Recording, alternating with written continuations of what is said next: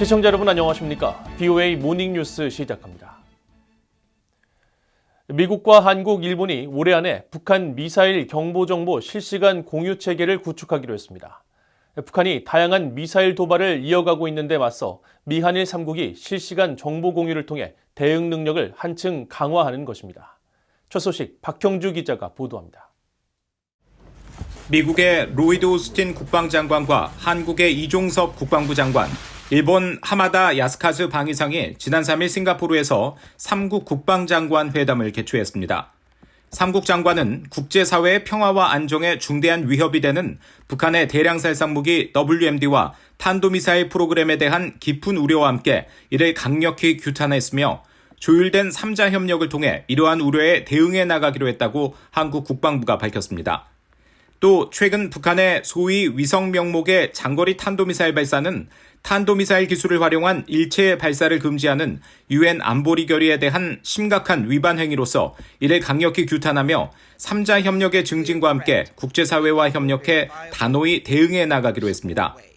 이어 미한일 3국 정상이 지난해 푸놈펜 정상회담에서 합의한 북한 발사 미사일에 대한 각국의 탐지 평가 역량을 증진하기 위한 미사일 경보 정보 실시간 공유 메커니즘을 올해 안에 가동시키기로 했습니다.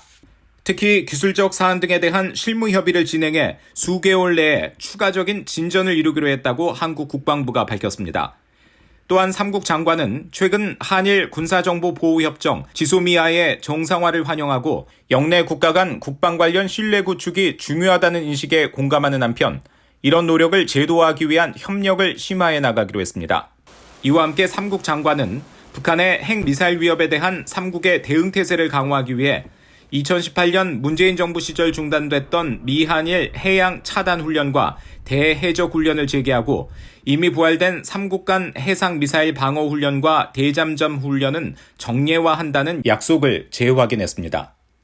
이어 미국은 핵을 포함한 모든 범주의 능력으로 뒷받침되는 한국과 일본에 대한 확고한 방위 공약을 재확인했습니다. 또 러시아의 잔혹하고 정당화될 수 없는 침략 전쟁에 맞서 우크라이나와 함께하고 이번 전쟁이 영토의 일체성과 주권에 대한 중대한 위반이며 국제질서 전체의 구조를 약화시킨다고 밝혔습니다. 이런 가운데 한국의 이종섭 국방장관과 일본의 하마다 야스카즈 방위상은 4일 한일 국방장관 회담을 통해 초계기 갈등 문제와 관련한 재발 방지 대책을 마련하는 데 합의했습니다. 한국과 일본이 2018년 말 이후 진실 공방과 자존심 대결을 반복하며 4년 반을 끌어온 초계기 갈등을 봉합하기로 한 것입니다. 재발 방지 대책을 마련하는 데 중점을 두고 실무 협의부터 시작해서 해결해 나가기로 했습니다. 초계기 갈등은 2018년 동해에서 조난당한 북한 어선을 수색하던 한국 해군 광개토 대왕함이 근처로 날아온 일본 해상자위대 P-1 초계기를 향해 사격 통제 레이더를 조사했다고 일본이 주장하면서 촉발됐었습니다. 한일 국방장관은 이어 북한의 탄도미사일 발사에 대해 유엔 안보리 결의에 대한 중대한 위반 행위라고 규탄하면서 국방당국 간 신뢰 구축과 협력 강화에 합의했다고 밝혔습니다.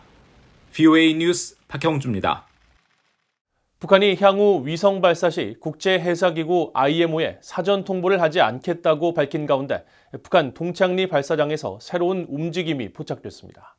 VOA가 미국 민간 위성업체 플래닛랩스에 3일 촬영된 북한 동창리 서해 위성 발사장 일대 사진을 분석한 결과 기존 발사장에서 발사체를 옮기고 수직으로 세워 발사대에 장착시키는 설비인 이동식 건물이 발사패드 중심부로 이동한 것으로 파악됐습니다.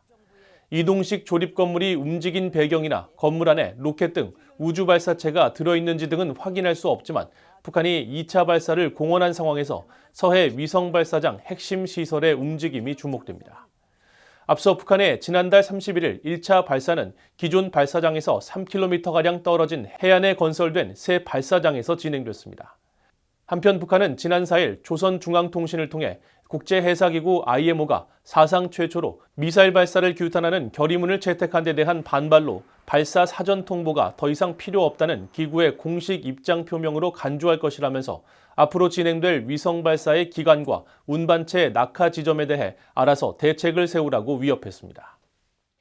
한국과 일본 정부는 북한이 앞으로 위성을 쏘더라도 국제해사기구 IMO에 사전 통보하지 않겠다고 주장한 데 대해 국제규범에서 멀어지는 태도이며 북한의 사전 통보 여부와 관계없이 탄도미사일 기술을 이용한 발사는 유엔 안전보장이사회 결의를 위반한 것이라고 밝혔습니다.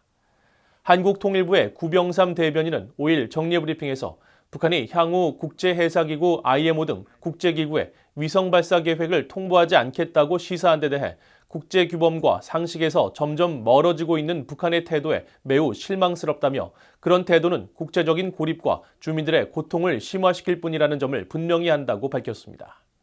이어 북한이 미래를 위한 올바른 길을 선택하기를 바란다면서 정부는 북한의 군사정찰 위성 재발사 등과 관련해 관계부처와 함께 관련 동향을 주시하고 있다고 말했습니다. 일본 정부 대변인은 마스노 히로카즈 관방장관도 이날 기자회견에서 일련의 북한의 행동은 국제사회의 평화와 안전을 위협하는 것으로 절대 용납할 수 없다고 밝혔습니다. 또 일본은 계속 미국, 한국 등과 긴밀히 협력하면서 북한의 관련 유엔 안보리 결의를 준수하고 추가 발사를 하지 말 것을 촉구할 것이라고 강조했습니다.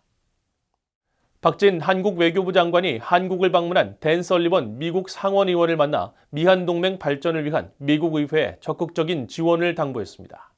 박 장관은 지난 5일 외교부 청사에서 미국 의회 내 코리아 스터디그룹 공동의장을 맡고 있는 설리번 의원을 만나 북한이 소위 위성 발사 명목의 장거리 탄도미사일 발사를 감행하는 등 전례 없는 도발을 계속하고 있다며 국제사회의 단호한 대응을 위한 미국 의회의 지지를 요청했다고 한국 외교부가 밝혔습니다. 또 박 장관은 지난 4월 윤석열 대통령의 상하원 합동회의 연설 초청을 위해 전폭적으로 지원을 해준 것에 사의를 표하고 미한 정상회담 합의사항을 속도감 있게 이행함으로써 미래로 전진하는 행동하는 한미동맹을 구현하자고 밝혔습니다.